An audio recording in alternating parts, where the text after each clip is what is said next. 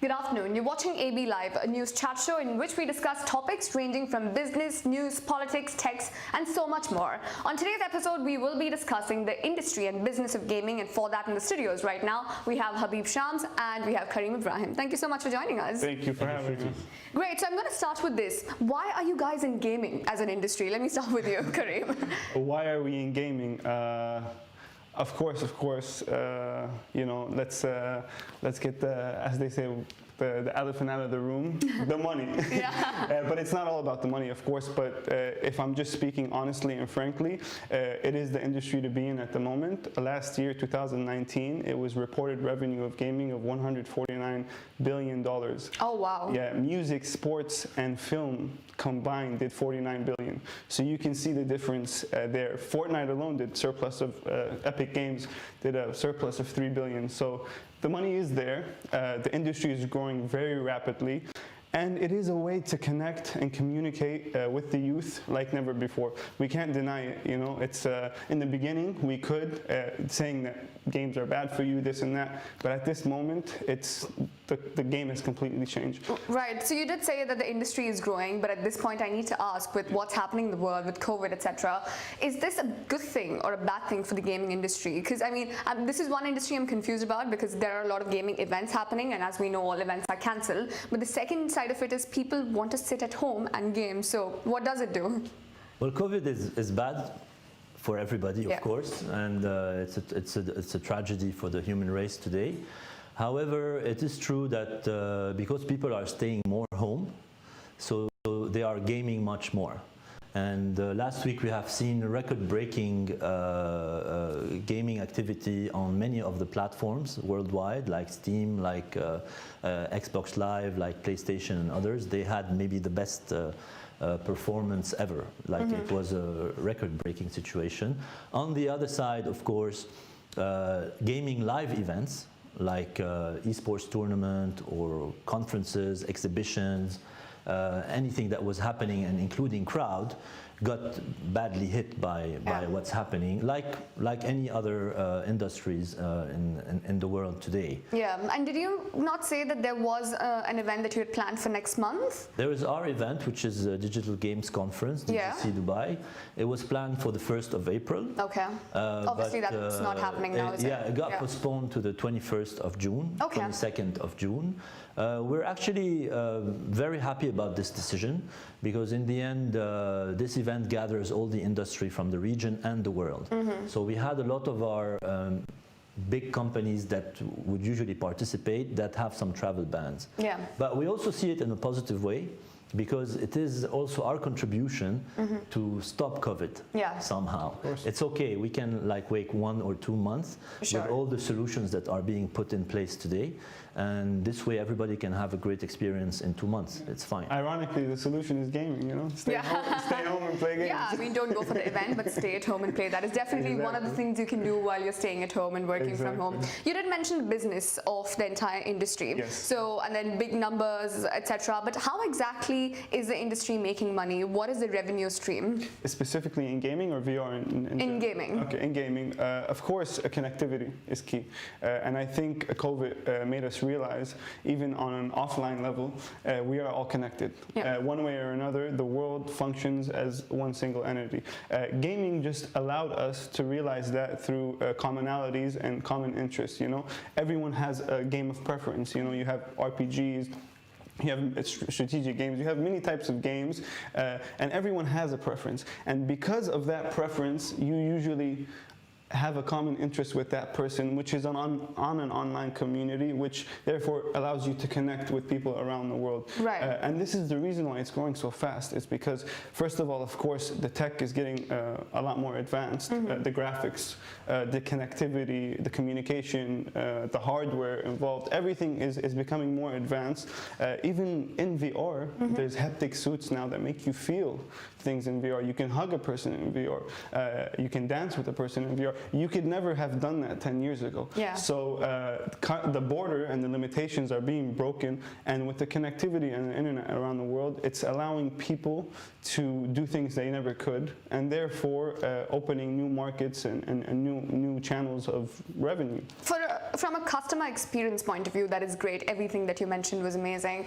But do you see a pattern or a shift happening where earlier gaming was considered a hobby, but now people are taking it as a serious profession? Of course. The major elements of the gaming industry are mobile games or PC games. So what we call PC games, plus, of course, VR games as well, and AR as well, which is augmented reality. The mobile games, of course, when the mobile phone came out, the smartphone, it just revolutionized everything. So it became easier for developers of games to develop cheaper games with higher quality, and to also create a model that was called the freemium, which is the free-to-play. Right. Which means you download the application, and then while you are playing, you start to upgrade, let's say, your elements, your tools, your gun, your whatever. That's the that's the monetization part, which is the in-app purchases inside. Then after a few years of this rise of the mobile games, we saw again a rise into the PC and console type of games. Consoles like, for example, PlayStation, Xbox, etc. And the PC games, which you have your own PC, very performing ones like with NVIDIA and others have these types of PCs, and you play also. Yeah. Then esports came into the scene, which is we are competing as hardcore gamers, because there are different types of gamers. There is hardcore, there is midcore, there is casual. And like for example, if my mom plays Candy Crush, she's a casual gamer. She'll play like 3-4 minutes per day. You know, but hardcore gamers that become professional after that on certain types of games, they play for hours. And of course, the industry is smart, and the people behind it are smart, and they saw that this is actually attracting a lot of interest with the young people, and also they started to book stadiums for it, you know, and it worked. And then they started to create platforms like Twitch, like others. Prize pools, you got 25 prize million. pools and everything. So they saw that there is not only great skills that are being developed by the players, but also that people like to watch it. So viewers, and this is how it also became how esports also is rising. Great. So in all of this, I do understand that, you know, there are esports tournament organizers that are making money. PlayStation, Xbox is making money. VR firms like yourself, you guys are making money. But me as a gamer, how am I making money? If you are a professional gamer and you compete as part of a team and you win, you make prize pool money. You get endorsements as well. Which the world a lot of these big brands, you know, like in the Formula One car, you have all of these sponsors. The same. When you are a professional gamer, on your jersey, on your logo, you have actually many brands that are supporting you. Endorsements, for sure.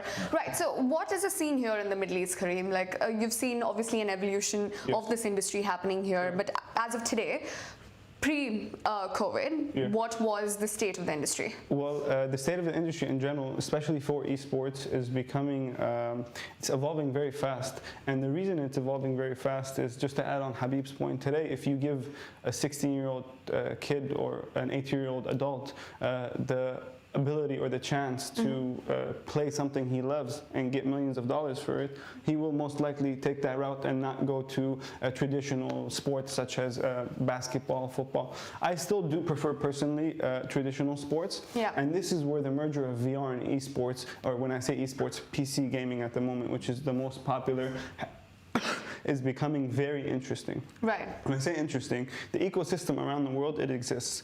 In the Middle East, it's getting there, and me and Habib are some of the people involved in creating this ecosystem and evolving this ecosystem for the Middle Eastern citizens. Do you see China targeting the Middle East now? Of course, the whole world, if anything, you know. And China will definitely target the Middle East. Already, they've opened a couple of offices here, Tencent and I mean, Abu Dhabi. Today, the state of the industry in the region, first of all, in terms of numbers, and as he mentioned, we are at 25% revenue growth per year, Okay. which is the highest region in the world in terms of revenues from game, in terms of growth, of yearly growth. Oh, wow. But you have to look at the ecosystem as companies like Careem, which are local companies that are now signing with international publishers, like Disney, like Hasbro, like National Geographics, like Codemaster Formula One. Have you really tied up with all of these companies? Hasbro and Discovery Channel, we've signed. Disney in negotiation at the moment. Oh, wow. Yes. F1, Codemasters F1, the same. And we'll get into the VR evolution of that. But as he was saying, the ecosystem is very important, and the fact that the brands are allowing such companies as myself. We are originally a Beirut-based company. We are the first Middle Eastern company to sign a gaming development deal with Hasbro. So it is an honor for us to work with these big companies, and it is a pleasure. And it shows you that these international companies, aside from the Chinese gaming companies or gaming companies in general, because Hasbro is known as a toy distributor. So to get into this market in virtual reality gaming shows you the appetite for these big companies to want to do something in the region and globally in terms of gaming in general. You know, everyone wants to be in gaming now. You have Louis Vuitton, for example. They're giving their prize pool in an LV suitcase. So you can imagine that everyone wants to be associated with gaming. Where does gaming go? This is up to people like me and Habib, industry leaders in their region, to connect with people around the world. We'll get to that. We'll get to where it's headed towards and the future of it. But before that, I just want to touch upon the main challenges that you see as an industry. Yeah. You know, just to finish this point, we have been in touch with this trend and firsthand, because our event gathers every year companies coming from the whole world to Dubai, and from the rest of the region to Dubai to meet over 2 days, sharing knowledge and business opportunities. And in the past years, we were able to gather around 3,000 to 4,000 companies that actually came here and attended. Oh, wow. And took a first-hand partnership, signed with someone, understood the market, were able to actually connect with their strategy, with the partners they can work with here in the region. So this is very important. The challenges, for me, the most important challenge today is not the revenue from the business. This is going to grow for sure. This is something that is already in motion. It will not stop.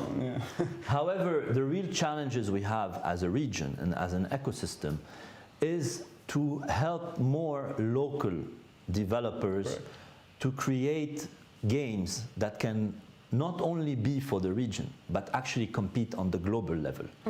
Because the region, let's say it's $4, $5, $6 billion in terms of opportunity, which is great. But with the right creativity and with the right support, we can actually tap into the $140 billion. And we can have companies that are bought by bigger companies, just like we saw, for example, in other industries, like Uber buying Careem, like etc. And this has happened already in the region. Some big publishers are already. Do you already see those examples here, if you can pinpoint? Yes, of course. There are already a few cases where big publishers from America, from Sweden, also some Chinese publishers that have acquired studios in the region that are looking to acquire more. Of course, the price tag is a little cheaper. No, but also because the important part of buying of acquiring a studio here, or for example, of Hasbro working with Careem, is that he understands the region, he understands how to work on it, he understands the language, he understands the culture, and this is very important. Because you do not come into a place and you're just, using the same tools that you might use in Germany or in Sweden or in China. And this day and age, you have to localize it somehow, culturalize it, take these elements into. Right, and from a government and regulation perspective, do you see that as a challenge as well? Because the gaming industry globally has attracted a lot of eyeballs, both negatively and positively, in terms of how the habits of children are changing, the very risky games that's there online. it's been associated with a lot of mental health issues as well. So with all of that, do you think government and regulations could pose a problem for you, or is that something that you want? On the contrary, actually. In the beginning, it did pose a problem until they realized that they couldn't stop it. Yeah. See, like COVID-19, when you realize that this is epidemic, a world crisis, you can only act as one entity, and you can all act together to prevent or to kind of elongate the curve or not Flatten do as the much, curve, flatten the curve. In gaming, it was the same. When I think a couple of years ago, they had a lot of problems with kids playing like 16 hours a day, 18 hours a day, and they couldn't stop them. They realized that we can't ban them from technology because they're using technology for education. No one, for example, in the West, barely any schools use books anymore. Yeah. They're using iPads. And Sure. if you want to ban the kid from playing, then you have to take away his iPad. So I think the real strategy, and the governments realize that, especially here, Abu Dhabi government is doing a very good job with that, is #play responsibly. Yeah. Let the kid know that he can play, okay, and he can even be a professional gamer one day. Yeah. But there is a set of rules that you have to follow. There is certain curfews. There's time limits. You can't be obsessed with 16-hour, just binging on games. You have to take 4 hours, take a little break, go play a little bit of sports outdoors before you go back in and sit on the PC and concentrate. So the government, on the contrary, I believe, is doing a very good job. I think the first of that we're seeing is the Coca-Cola Stadium and initiatives taken. Abu Dhabi is really getting into esports. Yeah. So we are seeing some initiatives, and I feel in a couple of years, even the schools will start implementing this in the educational system. Governments here are taking gaming very seriously. I know that Dubai is doing a lot, Abu Dhabi is doing a lot, Saudi Arabia is doing a lot, Bahrain as well. And they are looking at it in the right way, which is, okay, this is something that we need to structure as an ecosystem as well, and how we can actually do that, and where do we focus, etc. Yeah. Now, to go back to the point that Karim mentioned, in the end, you have parents, right? I mean, even governments or regulations or whatever, they cannot put rules in your own house. Yeah. So if you see your kid playing too much and not studying, for example, then it's your role as a parent to also, manage that somehow. But also to add to this, games are not only shooter games and stuff like that. You have a lot of educational games that exist. But in terms of the ratio, you will obviously find the combat games are higher or more liked compared to the educational ones. Yeah, but I mean, okay, let's say it's not games. Yeah. Let's say it's comic books. Yeah. Right. Let's Or say, sports. for example, my generation, we used to buy comic books, not games necessarily. So of course, when you go and you want to buy your comic book, I mean, your mom or your dad will tell you this, but not that. It's still a comic book. Yeah. It's still interesting. It's still something you will read before you go to sleep, or you will share with your friends. Yeah. That I'm not saying that there is a rule about it, but also this type of Human nature, I think. We're just we're driven and we attracted can to be a little bit guided by our own house, by our own family. I know people that, okay, they allow their kids to play 1 hour or watch TV 1 hour. It's not only game, it can be anything. Right, so obviously parental supervision is basically the whole point of this. Of course. But since you mentioned comic books, let me just talk about the whole evolution of entertainment for kids that's happened. edutainment now. Edutainment that has happened for sure, yeah. But how important a role do you think technology is playing in all of this? It's very critical. It's the role. The role. I mean, I don't see my little sister knows more about technology than I do, and I am in a technology business. It's just it's a language, If you're born in an Arabian country, you're going to speak Arabic because your parents speak Arabic. So these kids are so integrated to technology. You see 3-year-olds and 4-year-olds that know how to use YouTube. Yeah. They can go in the settings and change the settings, and they're 3 years old. Yeah. How do they know how to do that? Some of them are even big influencers at 6 years old. Yeah, really. Yeah. That toy maker kid. So I mean, technology is generation of definitely technology. the most important element of all of this. Right, and is it also about emerging technologies? Of course, you are in VR, but then there's AI, VR, XR. There are so many of these basically realities which are not real realities, they're virtual realities and augmented, extended reality. Do you think there is a gap when it comes to bridging it in terms of what we know and what is there to offer? Of course, of course. So I think the misinterpretation of the industry, the VR industry in general, when it first came out, is people expected it because there was so money being put into it, VCs, angel investors, just money was being thrown right and left, you know, and it kind of went up and then back down. It's because no one really, it's like Google Glasses, you know, when Google Glasses came out and they were saying AR and it's the new thing and everything, it was an amazing technology, you know, but it was way before its time. Yeah. You have to let something organically grow before people integrate it into their daily lives. VR was the same way. When VR came out, people expected, you know, yeah, let's all wear VRs and stay home and live online, you know. We live online, but not through VR. Yeah. We're living online through different methods. We're living online through social, Instagram, Facebook, LinkedIn. This is how we live online. We don't live online at the moment through VR. Yeah. So the bridge is very important through, in my opinion, location-based entertainment. And this is why I chose this niche. When I got into VR, it wasn't just VR in general. Of course, we do make content, we do make games, but our bread and butter is location-based entertainment. Why? Because people need to get familiarized with it. Right. You're used to traditional arcades. I'm sure you've played billiards, or we've all, our generation has been equipped with this type of entertainment. Now the new generation is not going to go play billiards. They would rather play it on the phone, right? To be honest, I miss that though, you know, I miss that. So this is what we're trying to bring back, but in what way you have to cater to their language. As we're saying, their language is technology. Yeah. So make them still go to that location-based entertainment, but just change it up. Instead of seeing that traditional shooter game that you would see like House of Dead or something like that, no, now you're seeing something very integratable, which is VR-based. It's giving you this immersiveness that was never there before, and there's still that connectivity, so we're still playing together, but through a different method. And then eventually, in 10 years or 15 years, the norm will be to have VR at home and just be connected. So do you only deal with VR for entertainment, or is it VR for a number of industries? Well, specifically, we're in entertainment because the money is in entertainment.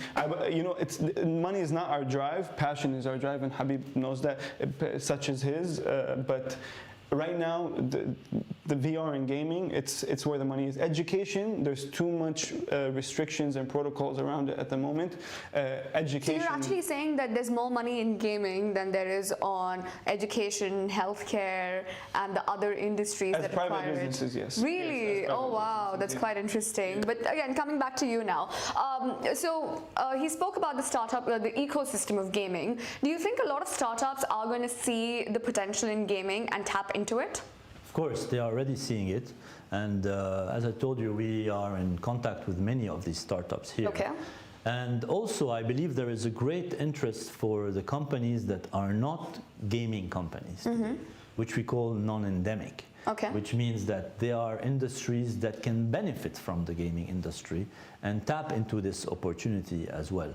There is one important, very important element that is still needed in our region in terms of the startup ecosystem related to gaming. Because gaming is not only publishers and developers, it's so many other services. Yeah. It's payment providers, it's back-end solutions, it's telecom companies, it's designers, animators, so many streams, you know. There is a great opportunity for jobs in this industry that is on the rise. But how do we benefit really from this opportunity? One thing is missing, which is education. We need to start teaching our future generation these new jobs and these new opportunities, which is something that we have really lobbied a lot for.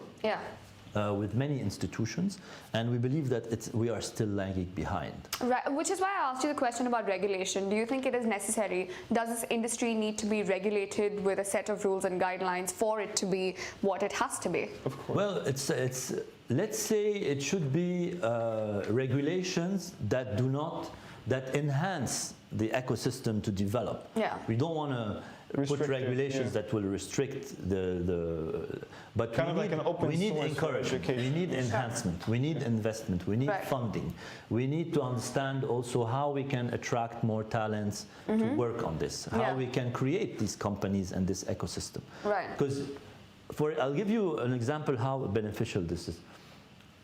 For example, if I'm a big publisher, a big company, one of the 10 best in the world, and I want to open my office in Dubai, for example, I will not look only for a building or whatever.